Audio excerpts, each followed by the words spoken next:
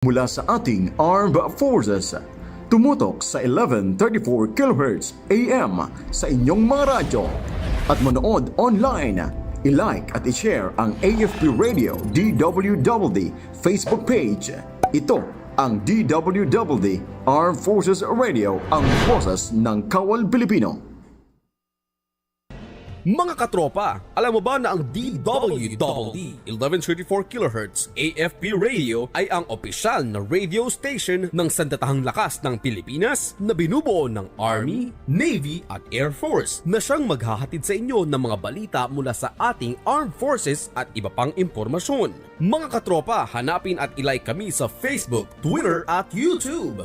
DWDD AFP Radio, ang boses ng Kawal Pilipino.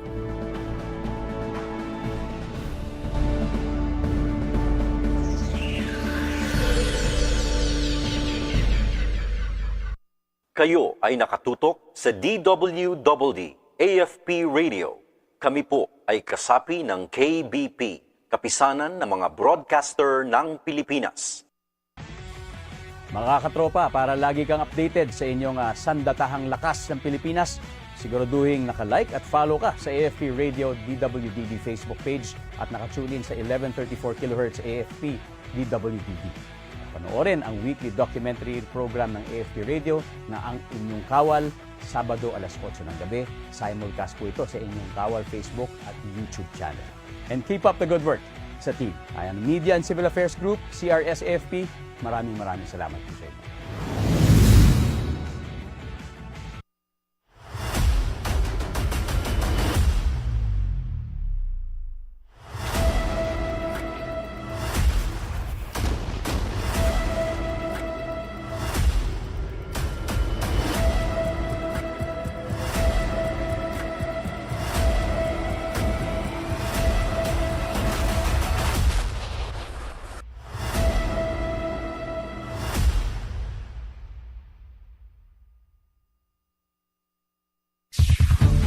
Ito ang DWDD 1134 kHz AM. Balita, impormasyon at musika. Ito ang DWDD AFP Radio, boses ng Kawal Pilipino.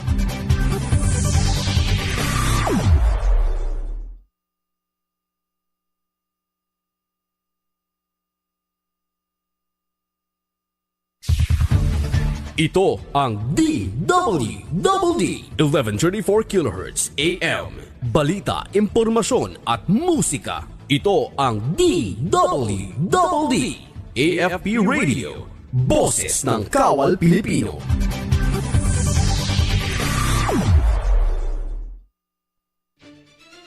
Pakinggan ang mga pinapapanahong balita sa News Express Noon Edition, hosted by Katropang Rob Susan, alas 12 ng tanghali, Lunes hanggang Biyernes, at News Express Afternoon Edition, hosted by Katropang Jai Simbahon, Martes hanggang Biyernes, alas 4 ng hapon, dito lang sa DWDD Armed Forces Radio, boses ng Kawal Pilipino.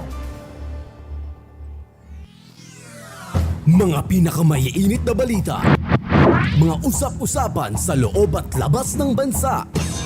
Ang programang maghahatid sa inyo ng purong mga istorya sa loob ng 30 minuto.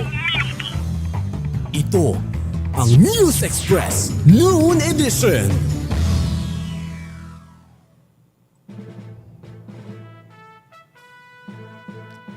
Yes mga katropa, isang magandang tanghali Luzon, Visayas at Mindanao. Isa rin po magandang tanghali sa rin makasundaluhan sa Camp Emilio Aguinaldo, Quezon City. Mga katropa, ngayon po ay araw ng Webes, November 23 at kami maghatid sa inyo ng mga balita mula sa Armed Forces at iba pang impormasyon. Ako inyong makasama sa oras na ito, kung inyong katropang Ralph Susan para sa News Express Noon Edition.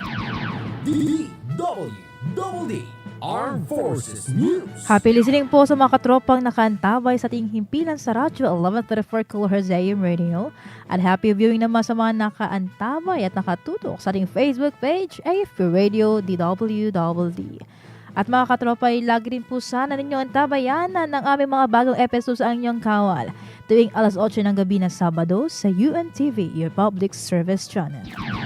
DWDD Armed Forces News. At para sa ulo ng ating mga balita, rebelding NPA nasawi sa engkwentro sa Agusan del Sur. DWDD Armed Forces News. BRP Conrado Yap at USS Gabriel Giffords nagsagawa ng passing exercise sa West Philippine Sea.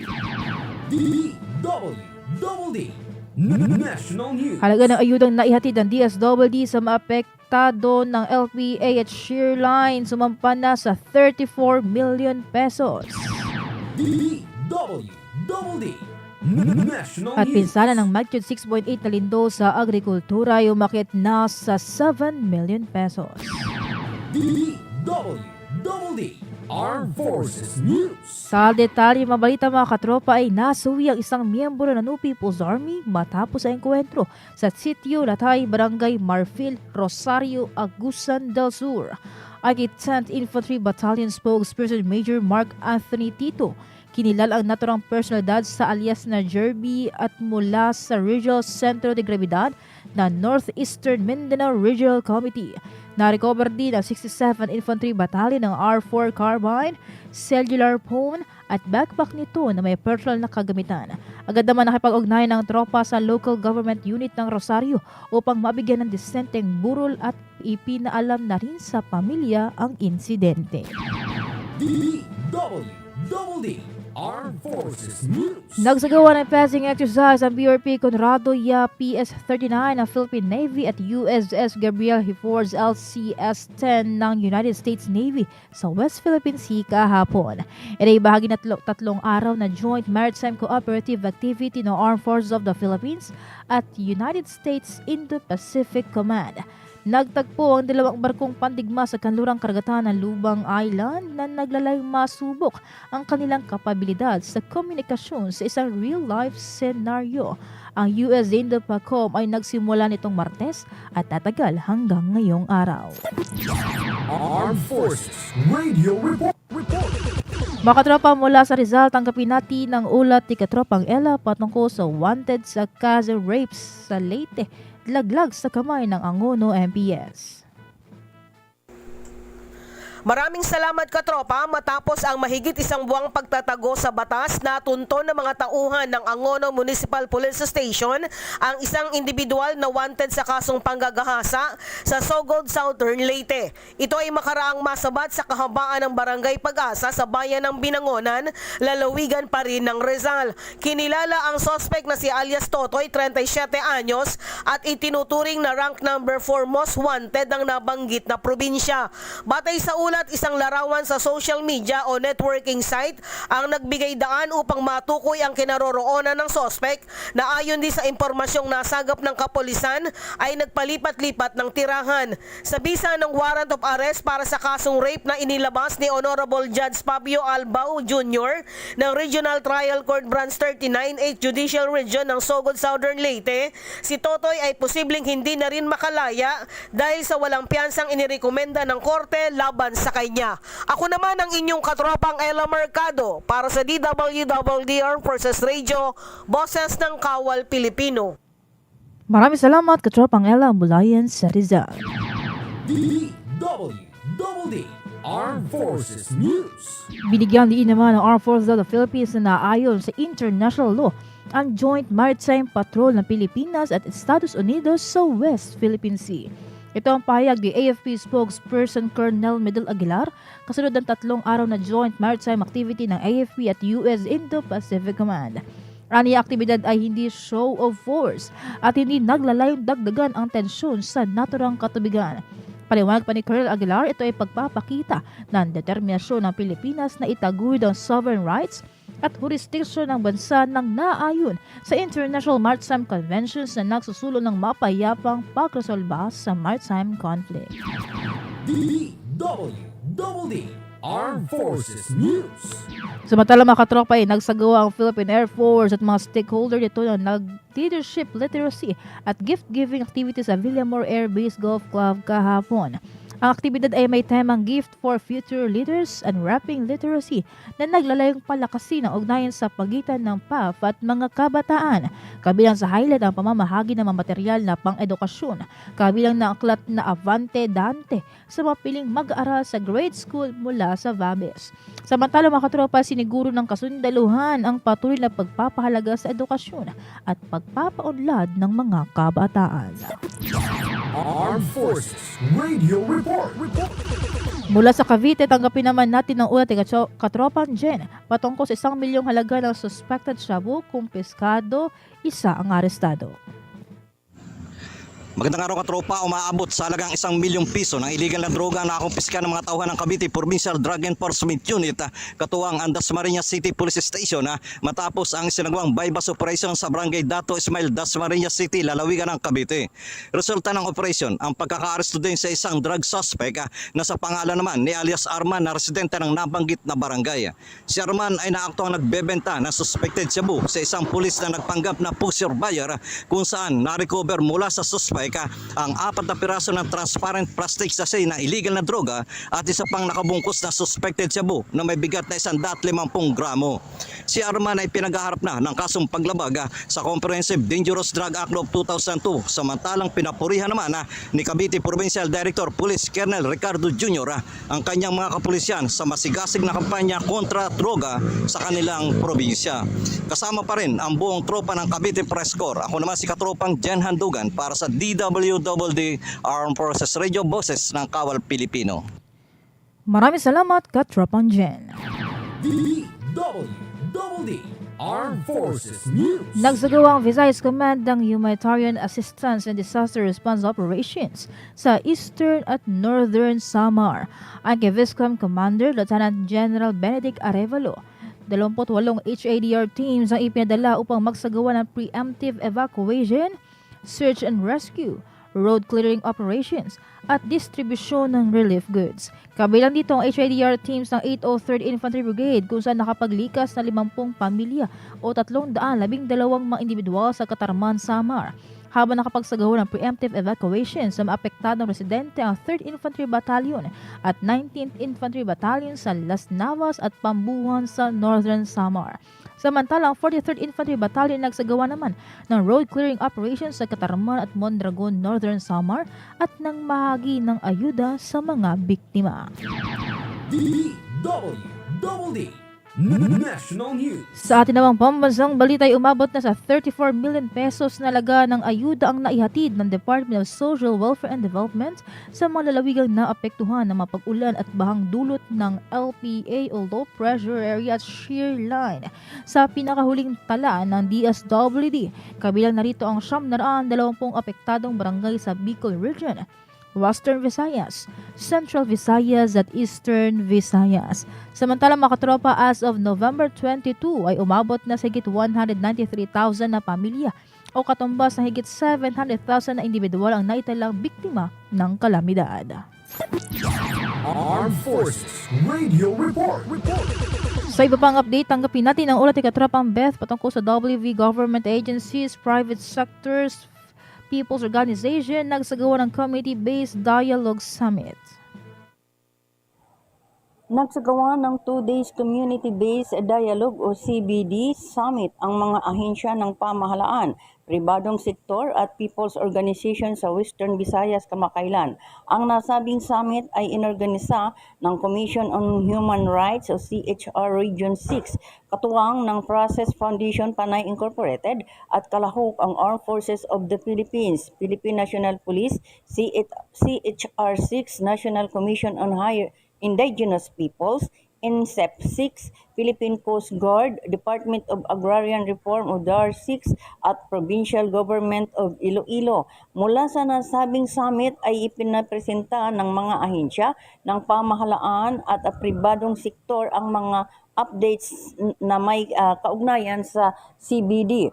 Nagbigay daan din ng aktibidad upang makapagpahayag ng mga hinaing ang mga magsasaka, mangingisda at IPs sa mga issues and concerns sa naturang lugar. Samantala, Matapos ang talakayan sa mga issues and concerns, nagtulungan ang mga sector at core groups ng concerned government agencies sa pag-propose ng approach activities sa suportang kinakailangan upang maipagpatuloy ang partnership ng lokal CBD. Mula rito sa labas ng himpilan, ito ang inyong katropang Betanyete, nag-uulat para sa DWDD Armed Forces Radio, ang boses ng Kawal Pilipino. Maraming salamat, katropang Ben. DWDD National News. Umakyat na sa 7.25 million pesos ang halaga ng pinsalang dulot ng magnitude 6.8 na lindo sa sektor ng agrikultura. Bali sa datos ng Department of Agriculture, kaabot sa 81 hektarya ng agricultural areas ang tinamaan kung saan mayorya ay naitala sa Soxargen. Kabilang sa maapektado ang mga taniman ng mais, high-value crops, livestock, poultry at fisheries. Abot na rin sa 120 na mga magsasaka at mangingisda ang naapektuhan ang pangkabuhayan dahil sa malakas na lindol. Samantala, patuloy naman ng assessment at koordinasyon ng DA sa iba pang ahensya ng pamahalaan upang makapaghatid ng tulong sa mga biktima. DWDD Sa iba pang balita ay nakatakdang umuwi sa Pilipinas ngayong araw ang 42 overseas Filipino workers na naipit sa gulo sa pagitan ng Israeli forces at ng militanteng Hamas ng Palestine. Bali sa abiso ng Department of Migrant Workers, lalapag ang kanilang eroplano sa Ninoy Aquino International Airport Terminal 3 ganap na alas 3:10 ng hapon. Ito ay kinabibilangan ng 30 hotel workers at 12 caregivers kasama ang 5 anak ng mga ito.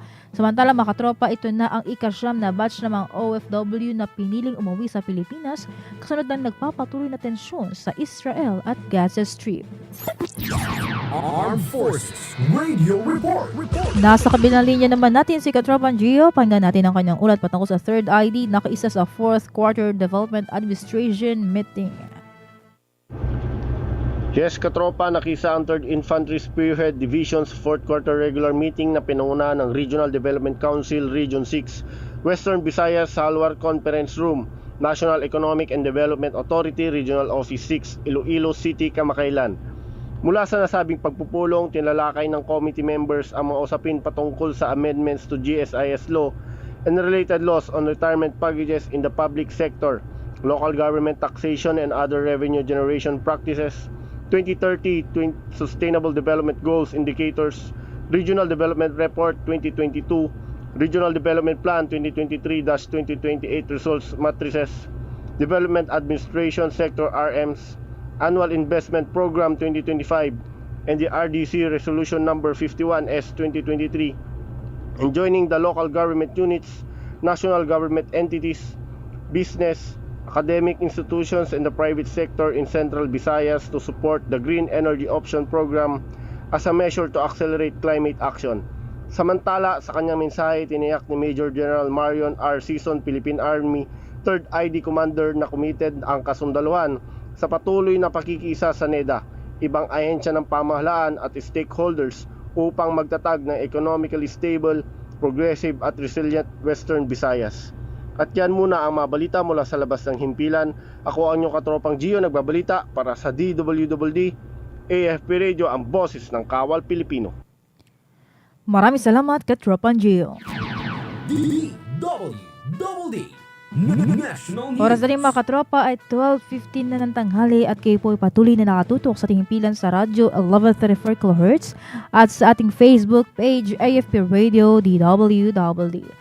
Samantala mga katropa ay nakauwi na sa Pilipinas ang 8 overseas Filipino workers mula sa Lebanon. Sila ay sinalubong ng mga opisyal ng Department of Migrant Workers sa pangunguna ni Officer in Charge Hans Leo Kakdak, Department of Foreign Affairs at Overseas Workers Welfare Administration. Isinalang din ang mga OFW sa debriefing at bibigyan din ng pagkain bago ihatid sa kanilang mga uuwiang lugar. Ito na ay 3 batch na umuwi sa bansa matapos maipit sa gulo sa pagitan ng Israeli forces at ng militanteng Hezbollah. DWDD National Ito mga katropa ay bagyang tumaas ang presyo ng ilang Noche Buena products. Ito ay matapos formal nang inilabas ng Department of Trade and Industry ang kanilang price guide para sa naturang mga produkto. Kabilang sa mga nagtaas ng presyo ang mayonnaise, sandwich spread, queso de bola, 7 brand ng spaghetti sauce at 5 brand ng tomato sauce, maging ng ilang brand ng fruit cocktail. Habang iba naman ay bumaba ang presyo at ang karamihan ay hindi naman gumalaw ang halaga tulad ng pasta, sad macaroni, ilang brand ng queso at all-purpose cream.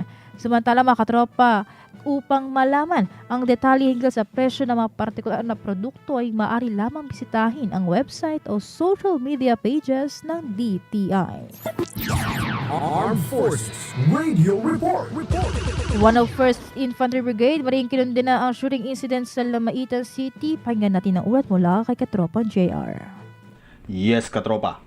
Mariing kinundin na ng 101st Infantry 3 Red Arrows Brigade ang shooting incident sa Lamitan City, Kamakailan. Kaugnay nito, nakipagpulong si 101st Infantry Brigade Commander Brigadier General Alvin B. Luzon sa pamunuan ng Lamitan City Police, Barangay Ubit at 18 Infantry Battalion upang tiyakin na makakamit ng biktima ang hustisya. Maliban dito, hinimok din ng opisyal na makapag-camp up ng mga hakbangin at paraan upang matigil na ang mga shooting incident sa probinsya. Samantala, pinaalalahanan din ni Brigadier General Luzon ang mga residente ng Basilan na maging maingat at agad ipagbigay alam sa mga otoridad ang mga anumang kahina-hinalang mga kaganapan. At yan ang balita mula sa labas ng ating himpilan. Ako inyong Katropang JR nagbabalita para sa DWDD AFP Radio, ang boses ng Kawal Pilipino. Maraming salamat Katropang JR. DWDD National News. Samantala mga katropa ay tinututukan na ng pamalaan ang pagtiyak sa kaligtasan ng 17 Pilipino na hostage sa November 19 hijacking ng cargo vessel sa Red Sea. Ito ang pahayag ni Pangulong Ferdinand Marcos Jr. at sinabing utmost concern ng pamalaan ang kanilang kaligtasan. Aniya nakipag-ugnay ng Department of Foreign Affairs sa mga counterparts nito sa Iran, Oman, Qatar at Saudi Arabia para sa mga updates. DWDD National News. Pinalawag naman ng Commission on Elections ang deadline para sa submission ng bidding documents para sa 2025 Polls Automation Project. Base sa Supplemental Bid Bulletin 3 na inilabas ang Special Bids and Awards Committee ng COMELEC. Ang deadline ng submissions ng bids para sa full automation system with transparency audit count project ay rescheduled mula November 28 at nilipat ng December 12. Direk pa ng poll body ang venue na submission and receipt of bids ay mananatiling sa SBAC Secretariat Office sa 3rd floor of the Far East Managers Investors Incorporated Building sa Intramuros, Manila on or before 9 a.m. sa December 12. Armed Forces Radio Report. Mga katropa, tanggapin naman natin ang ulat ni Katropang Leonor patungkol sa 64th IB dumalo sa Joint Assessment Mission sa Pilot Committee ng Aspire Project sa Basilan. Yes, katropa, dumala ang 64th Infantry Knights Battalion sa Joint Assessment Mission sa Pilot Committee ng Aspire Project na ginanap sa Municipal Hall of Sumisip, Basilan Province, Kamakailan. Ang Assistance for Security, Peace, Integration and Recovery for Advancing Human Security Aspire Project sa BARM ay inilunsad sa Isabela City, Basilan noong October 5, 2023 ng Provincial Government of Basilan. Layunin ng programa na magtatag ng framework para sa management at reduction ng privately owned small arms and light weapons upang suportahan ang socio-economic development upang tiyakin ang kapayapaan, seguridad at kaunlaran sa probinsya. Samantala mga katropa, highlight ng programa ang assessment ng security and threat situation ng target pilot barangays at evaluation ng socio-economic capability ng mga barangay. At iyan ang balita mula sa labas ng ating himpilan, Katropang Leonor, mula sa DWDD Armed Forces Radio, ang boses ng Kawal Pilipino. Maraming salamat Katropang Leonor. DWDD National Inanunsyo naman ng Department of Labor and Employment na epektibo na simula December 7 ang wage hike ng mga minimum wage earners at household workers. Ito ay matapos ilabas ng Regional Tripartite Wages and Productivity Board ang Wage Order RB Mimarofa 11 na nag-grant ng 40 pesos na pagtaas sa minimum pay ng mga private sector workers. Kalunin nito, pinahintulutan din ng wage order ang 1,000 pesos increase sa monthly pay ng mga kasambahay. Samantala mga katropa ay may kabuang 46,861 minimum wage earners sa buong sektor sa rehiyon ng inaasang direktibang mabebenepisyohan ng minimum wage hike. DWDD National News. Aprobado na ng House of Representatives ang panukala ng humahadlang sa proliferation ng contraband sa mga kulungan sa pamamagitan ng pagmandato sa lahat ng government agencies at local government units na i-implementa ang detection and control system.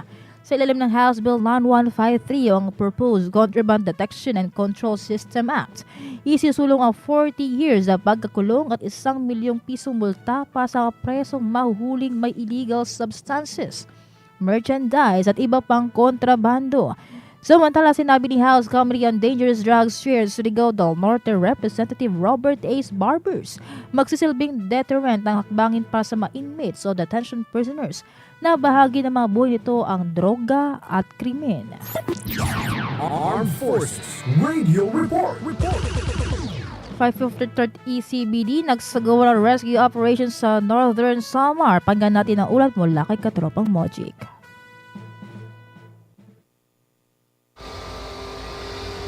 Yes, katropa, nagsagawa ng Rescue Operation and Disaster Response Operation Teams ng 543rd Engineer Performers Battalion sa mga flood-affected families at sa Katarman, San Jose, Northern Samar, Kamakailan. Ang nasabing pagbaha ay bunsod ng malakas at walang tigil na pag-ulan sa mga nabanggit na lugar.